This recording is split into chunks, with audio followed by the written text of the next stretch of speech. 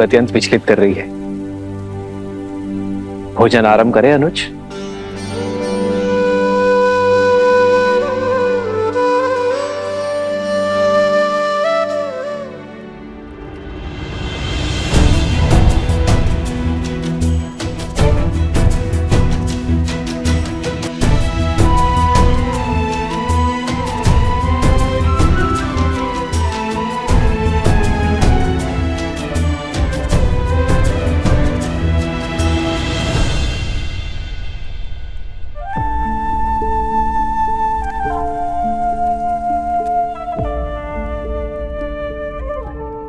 भरत, यदि मन से चिंता ना उतरे तो गले से भोजन का ग्रास भी नीचे नहीं उतरता।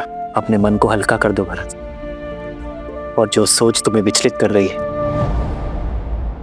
वो मुझसे कहो। क्या कहूं भैया मैं? ये कहूं कि मैं कितना अभागा हूं, ये कहूं कि मुझे आपकी सेवा का वो अवसर कभी नहीं मिला जो सदैव लक्ष्मण को मिला। ये कहूं कि संकट में सदैव वो आपके साथ रहा, मैं नहीं। मैं तो सदैव संकट का कारक बन जाता हूं भैया।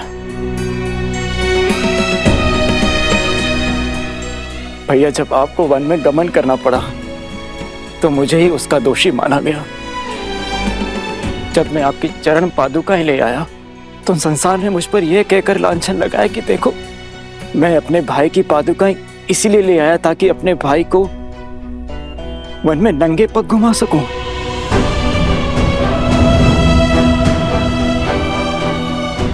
और मेरे कारण मेरी सीता भाभी मां को न जाने कितने माह तक उस दुष्ट रावण की बंदिनी बनकर रहना पड़ा। और अब जब अयोध्या पर संकट आन पड़ा है, वही आप मुझे इस योग्य भी नहीं समझते कि मैं उन दो ऋषि कुमारों के विरुद्ध खड़ा हो सकूं जिन्हें मृत्यु के घाट उतारने के लिए मेरा रोम रोम तड़प रहा है। अपने दोनों भाइयों के अचेत शरीर मेरे नेत्रों के सामने छाए रहते हैं भैया। ये पीड़ा मैं अब और नहीं सह सकता। मैंने लक्ष्मण को रोका, उसे समझाया कि उन दोनों बालकों से सौम्य रहे, किंतु उसने मेरी एक न सुनी। किंतु देखिए, लक्ष्मण कैसे मूर्छित हुआ पड़ा है भैया। मैं तो उनसे लड़ने भी नहीं जा सकता क्योंकि मेरे भैया ही मुझे योग्य नहीं समझते। हुआ ना मैं अभागा।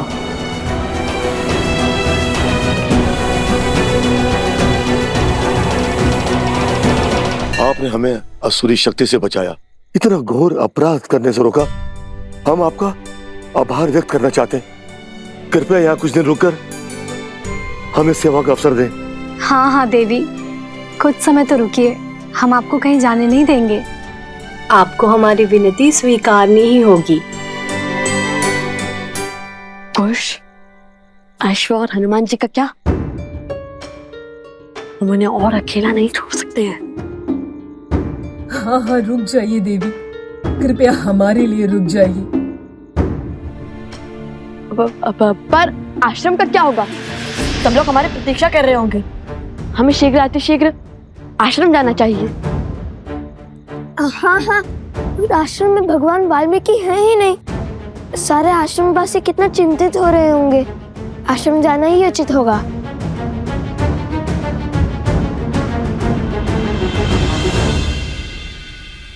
कैसे सोच लिया तुमने भरत? ये कैसे सोच लिया कि मैं अपने भरत को लक्ष्मण या शत्रुघ्न से कम योग्य मानता हूं? तुम तो सौम्यता के सूचक हो भरत, पराक्रम के पर्याय हो। मुझे सबसे अधिक प्रिय हो तुम भरत। मैंने तुम्हें जाने से इसलिए रोका क्योंकि लक्ष्मण सदा मेरे साथ रहा है भरत। मैंने उसे सदा ही घायल होते हुए, मृत्यु के मुख में जाते हुए देखा है। अत्यंत दुख हुआ मुझे, किंतु मैंने हर बार अपने आप को संभाला है भरत। इस बार पुनः लक्ष्मण घायल है और शत्रुघ्न भी।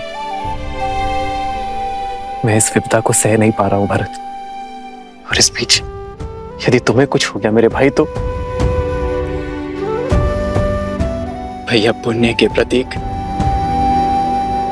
श्री राम से पाप कैसे हो सकता है? किंतु आप स्वयं को मेरे स्थान पर रख के देखिए। स्वयं या महल में सुरक्षित रह के आपको युद्ध भूमि में जाते हुए देख क्या मैं स्वयं से कभी दृष्टि मिला पाऊंगा? लक्ष्मण और शत्रुघ्न के नेत्रों में नेत्र डाल पाऊंगा? वेद के उपचार से वे दोनों शीघ्र ही सकुशल हो जाएंगे। किंतु क्या आप ऐसा चाहते हैं कि आपके भाई की आंखें उन दोनों के सामने सदैव झुकी रहे? जिन अयोध्या वासियों ने गंगा सी पावन मेरी सीता भाभी मां पर बिना किसी दोष इतने लांछन लगाए, क्या वे लोग मुझे क्षमा कर पाएंगे? क्या वे लोग ये नहीं कहेंगे कि देखो, दो भाई तो अपने बड़े भाई के साथ कंधे से कंधा मिला करके लड़े, किंतु भरत अपने हाथ पर हाथ रखकर बैठा रहा, वो कुछ न कर सका। मेरे 14 वर्षों की तपस्या पर कालिक लग जाएगी भैया, और भरत संसार में फिर से वही भरत बन जाएगा जो अपने भाइयों की दुर्दशा देखना चाहता है। और तब क्या कहेंगे आप भैया? क्या मेरे मान पर आप ये वार सह पाएंगे?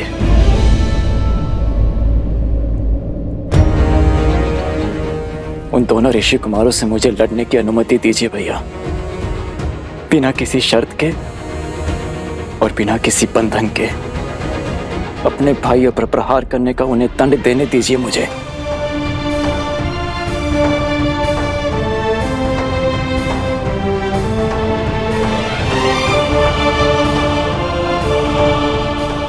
जाओ भरत, बिना किसी शर्त के, बिना किसी बंधन के जाओ, और जो उचित लगे वही निर्णय लो। चाहे अब उन दो बालकों को जो दंड देना पड़े दो, और अयोध्या का अश्वमेध यज्ञ पूर्ण करवाओ।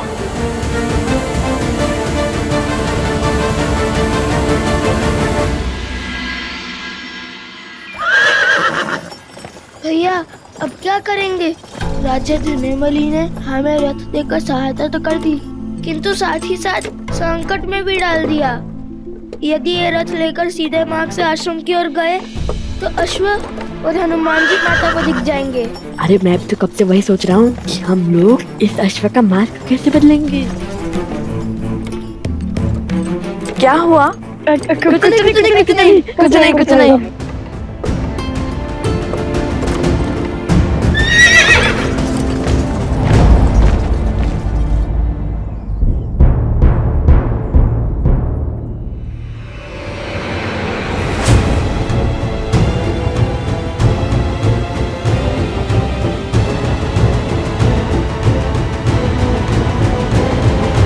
श्री रामचंद्र की, श्री रामचंद्र की, राजनुज भरत की, राजनुज भरत की।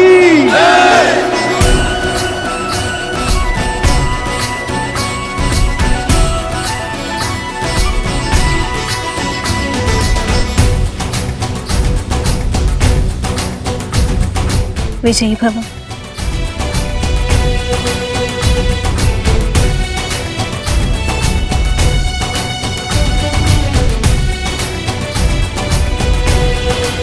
कई बार सत्य हमारे नेत्रों के समक्ष होता है भरत, किंतु भावों में बहकर हम उसे देख नहीं पाते। ये भूल हम सबके साथ होती है भरत। अपने भावों पर नियंत्रण रखना भरत। शीघ्र ही लौटो। जो आज्ञा भैया।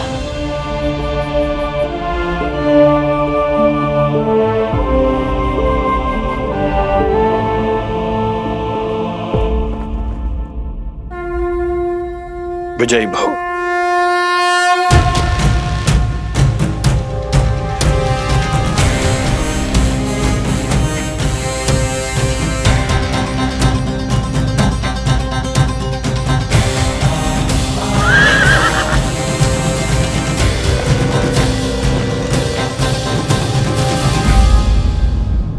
कौन है वहाँ? सामने आओ। हमें सोमकरण, अवत्सरा, तुम दोनों यहाँ ये कहाँ से आ गए? अवश्य कोई नई समस्या लाए होंगे। नहीं नहीं, ईश्वर ने इन्हें हमारी सहायता के लिए भेजा होगा।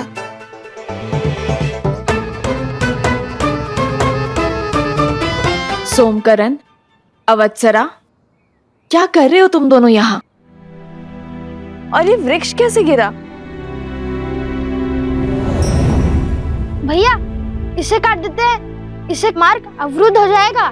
नहीं, हम अपने काम को सार्थक करने के लिए प्रकृति को हानि नहीं पहुंचा सकते।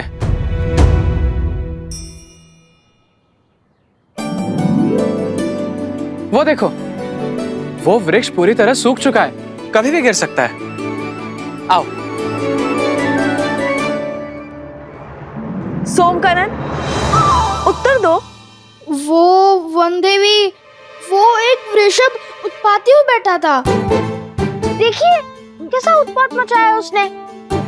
हम तो यहाँ यात्रियों को सावधान करने खड़े हैं कि वो कोई अन्य मार्ग अपना ले, है ना भ्राता? हाँ वन देवी, आप कोई दूसरा मार्ग ले लीजिए। ओहो, एक संकट से निपटे तो दूसरा संकट आ पड़ा। चलो कोई बात नहीं, हमें अपना कर्तव्य निभाना ही होगा। माता, आप लव भैया के साथ दूसरे मार्ग से आश्रम जाइए। मैं इन दोनों के साथ इस वृक्ष और इस वृषभ को संभालते हैं। न जाने अब किसे घायल करना चला होगा। किंतु तुम माता उचित तो कह रहा है वो।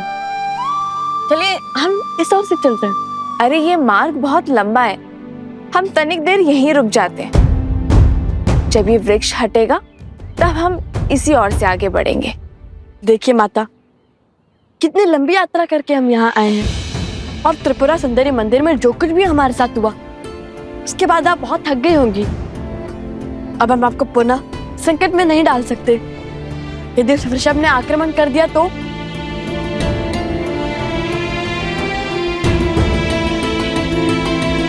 ठीक है, चलो। और तुम सावधान रहना और शीघ्र ही लौट कर आना। मुझे तुम सबकी प्रतीक्षा रहेगी। निश्चिंत होकर जाइए माता, हमारे पास सोमकर्ण है ना। यदि बैल आया, बैल के आगे इसे खड़ा कर देंगे।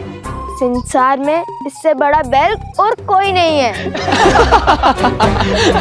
खुश, मित्र की रक्षा सबसे पहला दायित्व है, जानता हूँ माता। चलो साथी।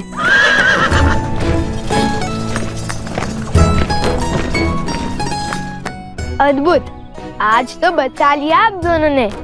यदि रथ इस मार्ग से जाता तो अश्व और हनुमान जी दोनों माता के सामने होते और फिर उनकी डांट से तो श्री राम भी नहीं बचा पाते। संकट से बचा है अपने गुरुपुत्र। संकट अभी शेष है कुश। वन देवी को आश्रम जाने से रोकना होगा, क्योंकि लक्ष्मण जी ने आकर सबको बता दिया है तुम दोनों ने अश्वमेध यज्ञ का अश्व पकड़ लिया है। उन दोनों बालकों ने जो किया है वो राजद्रोह है। कल सूर्यास्त तक लवकुश ने अश्वमेध यज्ञ का अश्व नहीं लौटाया तो उन दोनों के साथ जो कुछ होगा उसका उत्तरदायित्व राजा राम का कदापि नहीं होगा। हाँ, और सभी को ये भी पता है कि तुमने लक्ष्मण जी और उनके भाई को मूर्छित कर दिया है। इसी कारण गुरु माँ ने भारद्वाज ऋषि को भी बुला लिया। एक संकट से बचाकर दूसरे संकट में ढकेल दिया तुम दोनों ने। चलो शीघ्र चलो, हमें माता से पहले आश्रम पहुंचना होगा। क्या हुआ? चलो पहले इस वृक्ष को तो हटाए। माता को तुम दोनों की सहायता का वचन दिया था मैंने, उनसे असत्य तो नहीं कह सकता मैं।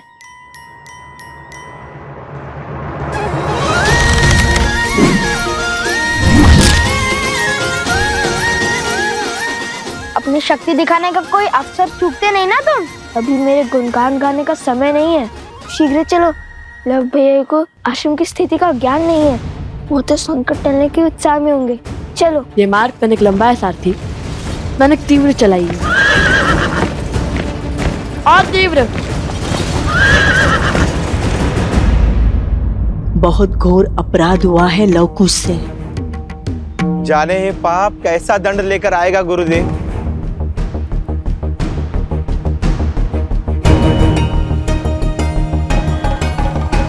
आ गए तुम।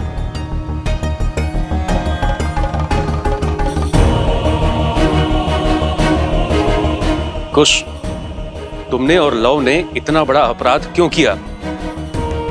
अश्वमेघ यज्ञ के अश्व को पकड़ा और अयोध्या के राजकुमारों को मूर्छित कर दिया। और ये सब बात तुमने हम सब से छुपाई क्यों? हम राजा राम के राज्य में रहते हुए उनसे शत्रुता कैसे ले सकते हैं? ये राजद्रोह है। हमने भगवान वाल्मीकि जी को संदेश भेज दिया है। जैसे ही तुम्हारी माता श्री आएंगी, हम उनसे बात कर अश्व छुड़वा देंगे। हाँ, और तीव्र चलाइए सारथी। हम भगवान वाल्मीकि जी के शिष्य हैं और उन भगवान वाल्मीकि जी ने हमें सदा सत्य के मार्ग पर चलना सिखाया है, अपने कर्म को निडर होकर करना सिखाया है। अब आप भी बताइए, जिन राजा राम को हम पूछते हैं, उन्हीं राजा राम ने अपनी पत्नी के त्याग का महापाप कर दिया।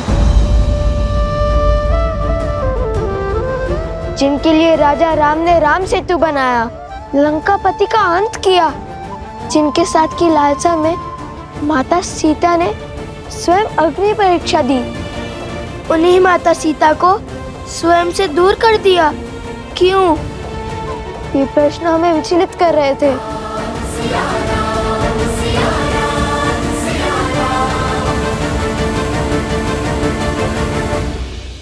हम उन राजा राम की प्रजा हैं, और आपने ही तो सिखाया है गुरुवर कि प्रजा को राजा से प्रश्न पूछने का पूरा अधिकार है, जिन्हें हम अपना आराध्य मानते हैं, दिन रात उनका नाम जपते हैं। क्या उनसे मन में उमड़ रहे प्रश्नों के उत्तर पाने का अधिकार नहीं है हमें? पर प्रश्न पूछने का ये कौन सा मार्ग है कुश? हाँ, ये मार्ग तो सर्वथा अनुचित है गुरुदेव। हमारा मार्ग अनुचित हो सकता है, उद्देश्य नहीं। श्री राम और माता सीता को एक करने का प्रण लिया है हमने, और इस उद्देश्य की पूर्ति के लिए वो अश्व तो नहीं छोड़ेंगे हम। अन्याय हुआ है सीता माता के साथ, और हम उन्हें न्याय दिलवा कर ही रहेंगे। और अन्याय के विरुद्ध ध्वनि उठाना इसी आश्रम में सीखा है हमने। यदि आपको लगता है कि हमने कुछ अनुचित किया है, तो क्षमा कर दीजिए, किंतु यदि हमारे प्रण में तनिक भी न्याय दिखा, तो आप सबसे केवल एक ही विनती है मेरी, जब तक भगवान वाल्मीकि जी नहीं आ जाते, तब तक माता से कुछ मत कहिएगा। गुरुवर भी जानते हैं कि उनके लवकुश कुछ भी अनुचित नहीं कर सकते। एक बार गुरुवर आ जाए, फिर वो जो कहेंगे हम करेंगे। त्रिकालदर्शी हैं वो, भला उनसे क्या छुपाए।